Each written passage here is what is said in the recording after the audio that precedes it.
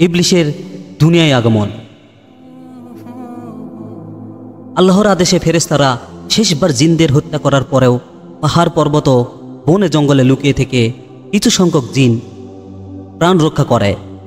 ক্রমে তাদের বংশ বৃদ্ধি পেয়ে আবার জিনদের দিয়ে জগৎ পরিপূর্ণ হয়ে গিয়েছিল।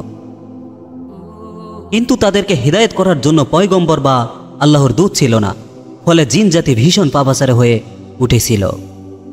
আল্লাহ তাআলা ইবলিশকে আদেশ করলেন, হে ইবলিশ, তোমার ইবাদত বন্দেগী আমার প্রতি তোমার আনুগত্যে আমি তোমার প্রতি অত্যন্ত সন্তুষ্ট হয়েছি। এবার তোমার প্রতি আমার নির্দেশ হলো, তুমি দুনিয়াতে গিয়ে তোমার স্বজাতীয় জিনদেরকে সৎ পথে প্রদর্শন করো। মহান আল্লাহর এ নির্দেশ শুনে ইবলিশ বলল, হে মাবুদ, আপনার নির্দেশ আমি অবশ্যই পালন করব। তবে আমার একটি আরজ হলো, আপনি আমাকে এমন ক্ষমতা দান করুন যেন সারা দিন দুনিয়াতে জিনদেরকে হেদায়েত করে সন্ধ্যায় আবার আমি এখানে ফিরে এসে সারা রাত আপনার ইবাদত ও ফেরেশতাদেরকে নসিহত করতে পারি।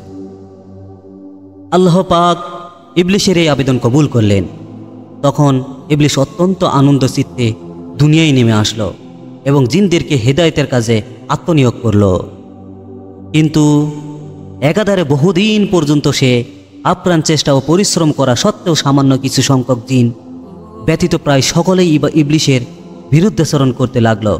তখন ইবলিশ আবার আল্লাহর দরবারে প্রার্থনা করল, হে মাবুদ, আমাকে এমন ক্ষমতা দিয়ে দিন যাতে এই অত্যাচারী জিনদের আমি সমূলে ধ্বংস করতে পারি।